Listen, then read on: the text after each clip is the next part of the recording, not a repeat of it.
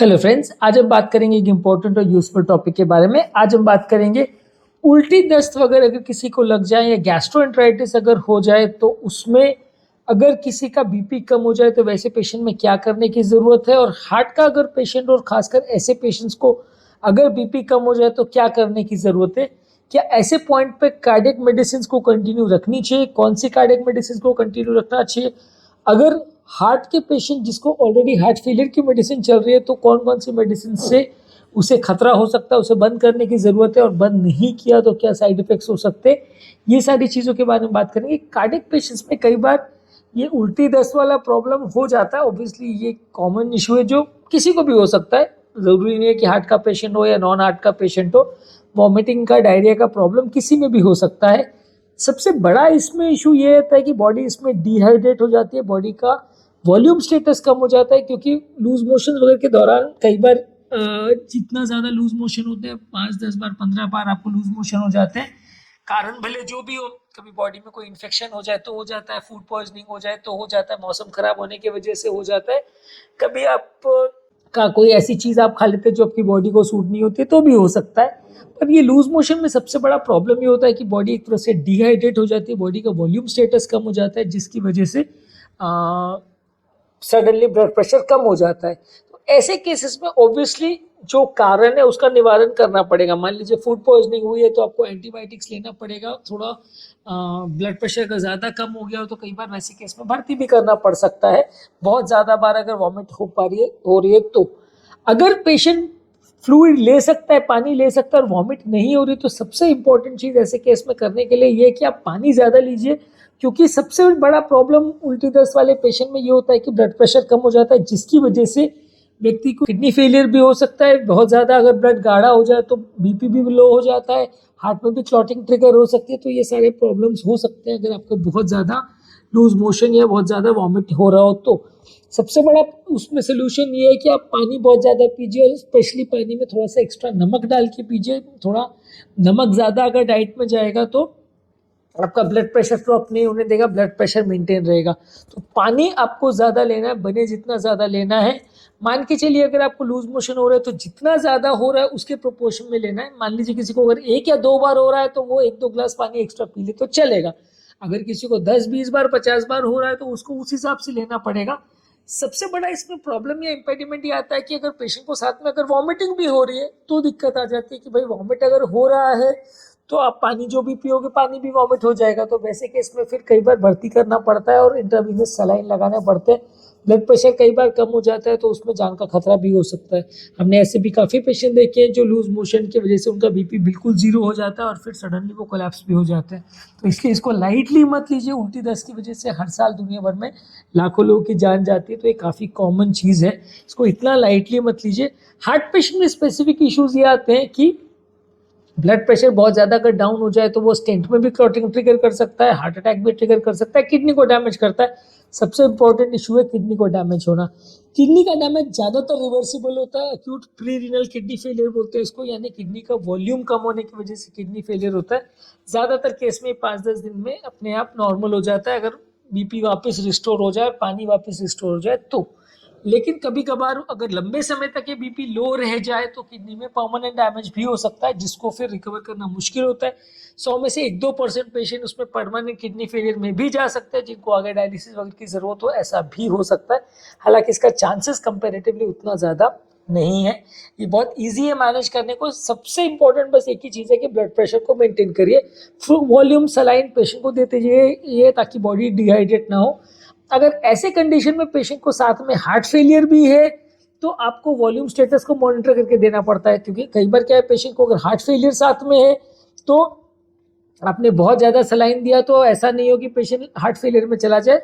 तो वैसे केस में आपको थोड़ा कंट्रोल वे में सलाइन देना पड़ता है। इकोकार्डियोग्राफी से आप असेसमेंट करते हैं कि वॉल्यूम बहुत ज़्यादा तो नहीं हो रहा और पेशेंट डिहाइड्रेशन रिलेटेड लो, हाइपोटेंशन या बीपी लो में है, या कार्डियोजेनिक शॉक भी यानी हार्ट का पंपिंग भी साथ में लो है, या ये दोनों ही चीज़ें साथ में, तो फिर उसे मैनेज करना थोड़ा टफ हो जाता है। तो थोड़ा सा बीपी बढ़ाने वाली नॉरएड्रेनालिन वगैरह दवा भी साथ में देनी पड़ती है और फ्लूइड भी कंट्रोल वे में देना पड़ता है। बहुत ज़्यादा गश नहीं कर सकते। हाँ, अगर पंप फंक्शन 40-45 से ऊपर है तो फिर आप बहुत ज़्यादा पानी भी एक बार में दे सकते हो।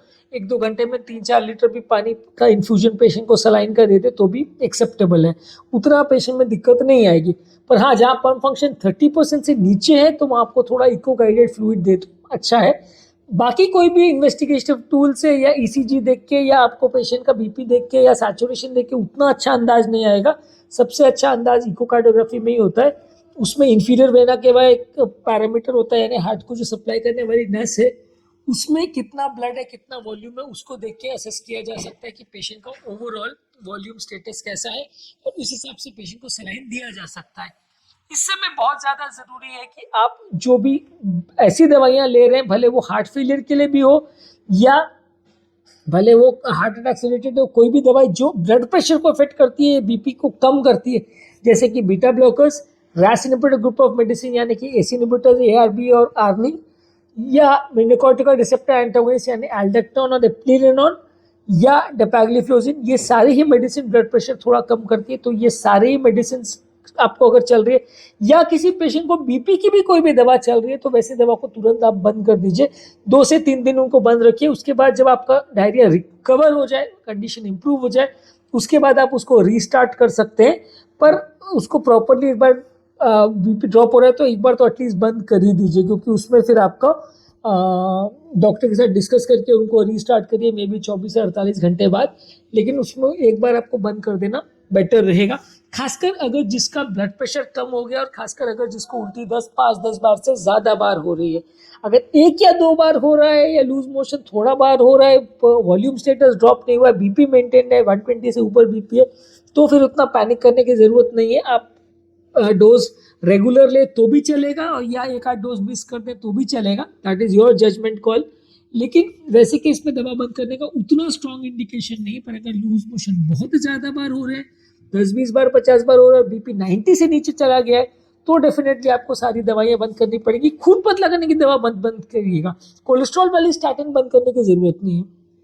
खून पतला करने की दवा आपकी रेगुलर बेसिस पे चलती रहेगी तो कोई दिक्कत नहीं है। कोलेस्ट्रॉल वाली दवा भी चलती रहेगी तो भी कोई दिक्कत नहीं है। कोई और मेडिसिन है जो ब्लड प्रेशर को अफेक्ट नहीं करती है वो भी चल सकती है, कोई एंटी एंजाइनल वगैरह तो चल सकती है। नाइट्रेट्स मत लीजिएगा, नाइट्रेट्स भी ब्लड प्रेशर कम करता है। यानी moral of the story is कि जो हार्ट की मेडिसिन अगर ब्लड प्रेशर को अफेक्ट कर रही है तो वो आपको उस समय बंद करना है। अब इसको ट्रीटमेंट कैसे करेंगे, ऑब्वियसली कारण पर डिपेंड करेगा। अगर किसी को फूड पॉइजनिंग से वजह से हो रहा है या कोई इन्फेक्शन की वजह से हो रहा है तो आपको एंटीबायोटिक्स ज़्यादा डोज पे लेना पड़ेगा। एंटीबायोटिक्स में ज़्यादातर फ्लोरोक्विनोन्स लेते हैं या मेट्रोनिडोजोल ग्रुप की मेडिसिन से ये लेते हैं। ये ज़्यादातर कॉम्बिनेशन में आती है, जैसे सिप्लॉक्सटेज है, ओफ्लॉक्स ओजेड है, इस तरह की जो कॉमन मेडिसिन आती है। ये टैबलेट्स भी आती है, इंजेक्टेबल भी आती है। टैबलेट का इनका प्रॉब्लम ये है कि थोड़ा सा टेस्ट खराब होता है, थोड़ा मेटालिक टेस्ट होता है, तो खाने में निगलने में थोड़ा सा दिक्कत आती है। अदरवाइज ज़्यादातर आप कोई इंजेक्टेबल्स में भी अवेलेबल रहती है। अगर टैबलेट आप नहीं लेना चाह रहे हैं या आप ऑलरेडी हॉस्पिटल में एडमिट हो चुके हैं तो आप उसको इंजेक्टेबल फॉर्म में भी अवेलेबल रहती है, काफ़ी सस्ती और इजीली अवेलेबल एंटीबायोटिक्स है। साथ में आपको मेन फोकस आपका घर पर पानी पर रहना चाहिए। मार्केट में इजीली अवेलेबल इलेक्ट्रॉल पाउडर आते हैं, उसको आप 1 लीटर पानी में एक पैकेट को डिजोल्व करके उसको पीजिए, दिन में 3-4 बार पीजिए तो आपको डिहाइड्रेशन नहीं होगा। इलेक्ट्रॉल पाउडर बेसिकली अगर आप नहीं भी लेना चाहें, क्योंकि बहुत से तो बहुत कॉस्टली नहीं आता, 10-20 रुपए का ही आता है एक सैशे, लेकिन अगर आप नहीं भी लेना चाहें तो घर में चीनी और पानी लीजिए और उसके साथ नमक, मतलब नमक चीनी और पानी का एक कॉम्बिनेशन है जिसका इलेक्ट्रॉल पाउडर में एक स्पेसिफिक प्रोपोर्शन होता है। आप घर में भी उसको ले सकते हैं। जो उल्टी दस्त के लिए लोग रिकमेंड करते हैं कि पानी 1 लीटर पानी में 1 चम्मच चीनी या 2 चम्मच चीनी आप स्वाद अनुसार डाल सकते हैं और 1 या 2 चम्मच नमक, जितना आपको टॉलरेट करे उसके हिसाब से आप ले सकते हो। कोई इसमें स्पेसिफिक प्रोपोर्शन नहीं है कि इतना बाई इतना का रेशियो रहेगा, ऐसा कोई ज़रूरी नहीं है। बच्चों के डायरिया में थोड़ा सा उसका रेशियो रहता है क्योंकि बच्चों में थोड़ा सा खाने पीने का भी प्रॉब्लम हो जाता है। पर अडल्ट पेशेंट में, अगर खासकर हार्ट पेशेंट में अगर ऐसा लूज मोशन हो जाए तो उसमें कोई पानी का या नमक का स्पेसिफिक प्रोपोर्शन की ज़रूरत नहीं है। जितना आपको लगे, ज़्यादा से ज़्यादा आपको नमक और पानी पर फोकस करना है। चीनी का उतना रोल नहीं है, पर ऐसा बोला जाता है कि इसमें साथ में अगर चीनी का कॉम्बिनेशन भी हो तो थोड़ा टेस्ट बेटर रहता है और आपका जो गट का जो सेल्स है उनका थोड़ा सा उनको ग्लूकोज भी मिल जाता है तो थोड़ा काम करने में उनको मदद मिलती है। साथ में नींबू वगैरह आप डालना चाहे तो डाल सकते हैं टेस्ट के लिए, पर नींबू का उसमें कोई रोल नहीं है। मेनली नमक और पानी पर आपको फोकस करना है। साथ में आप वॉमिटिंग की मेडिसिन भी ले लीजिए। वॉमिटिंग की मेडिसिन खासकर जो माउथ डिजॉल्विंग वाली आती है वो आपके लिए ज़्यादा अच्छी है, क्योंकि वो तुरंत मुंह से जाके असर करेगी, तो आपका वॉमिट वगैरह ज़्यादा नहीं होगा, तो आपको थोड़ा सा उसमें मदद मिलेगी। तो वॉमिट वाली मेडिसिन आप इसमें साथ में ले लीजिए। डोम्पेरिडोन ले सकते हैं या ऑन्डेंसेट्रॉन, ये कॉमनली अवेलेबल है। तो ये दोनों में से कोई भी एक या दोनों भी आप साथ में ले सकते हैं, तो आपका वॉमिट का प्रॉब्लम कम होगा। क्योंकि मेनली उल्टी दस्त के पेशेंट में दिक्कत वॉमिट में यही आती है कि पेशेंट को बार बार अगर वॉमिट हो रहा है डायरिया के साथ, तो वो पानी नहीं पी पाएगा। पानी नहीं पी पाएगा तो बीपी ड्रॉप होगा और भर्ती करना पड़ सकता है। तो अगर पानी पी पा रहा है, वॉमिटिंग नहीं हो रहा है, तो ना आपका 80-90% तो प्रॉब्लम वहीं पे सॉर्ट आउट हो जाता है। नेक्स्ट है कि कई बार गट फ्लोरा को इम्प्रूव करने के लिए प्रोबायोटिक मेडिसिन आती है, यानी कि इकोनॉर्म सैशे या लैक्टोबैसिलस के सैशे आते हैं, स्पोरोलैक करके टैबलेट आती है। ये कोई भी मेडिसिन आप ले सकते हैं। तो ये मेडिसिन आपके जो आंतों में जो नॉर्मल बैक्टीरियल फ्लोरा रहता है, ये डायरिया को फाइट करने में मदद करता है। तो ये इसको आप ले सकते हैं। किसी व्यक्ति को कोई दवा के साइड इफेक्ट से या एंटीबायोटिक के साइड इफेक्ट से अगर डायरिया हो रहा है, तो उसके लिए उसको वो दवा को बंद करने की ज़रूरत है। कुछ कुछ बहुत रेयर फॉर्म्स ऑफ डायरिया भी होते हैं जो इससे कंट्रोल ना हो, कोई सुपर इन्फेक्शन की वजह से या क्लॉस्ट्रीडियम डिफिसाइल के इन्फेक्शन की वजह से, या ऐसा कुछ अगर सीरियस डायरिया हो तो डेफिनेटली आपको डॉक्टर को कंसल्ट करना पड़ेगा, भर्ती रहना पड़ेगा, वो अलग इशू है। पर रूटीन केस में आप अगर पानी और नमक का ध्यान रखें और बीपी ड्रॉप नहीं होगा, तो आपको भर्ती करने की तो एटलीस्ट ज़रूरत नहीं पड़ेगी। पर इस चीज़ का आपको विशेष ध्यान रखना, और सबसे इम्पोर्टेंट है दवा को बंद करना। हार्ट की मेडिसिन जो है क्लोपिडोग्रेल, वो कई बार किसी किसी पेशेंट में थोड़ा डायरिया कर सकती है, पर हर एक को ऐसा होता है जरूरी नहीं है, चांसेस 2-3% है। अगर आपका स्टेंट किए बहुत टाइम हो गया है और हार्ट अटैक को बहुत टाइम हो गया, तो आप लूज मोशन हो रहा है तो 1-2 दिन के लिए बंद कर सकते हैं। पर ज़्यादातर ये ड्रग इंड्यूस डायरिया जो भी होता है, वो दवा लेने के कुछ दिनों के अंदर ज़्यादा होता है।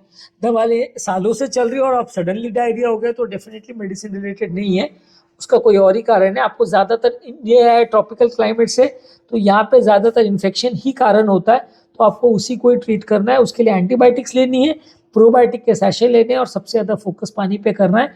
बीपी की दवाओं को बंद रखना है। अगर ज़्यादा तकलीफ लगे तो हॉस्पिटल में एडमिट होना है।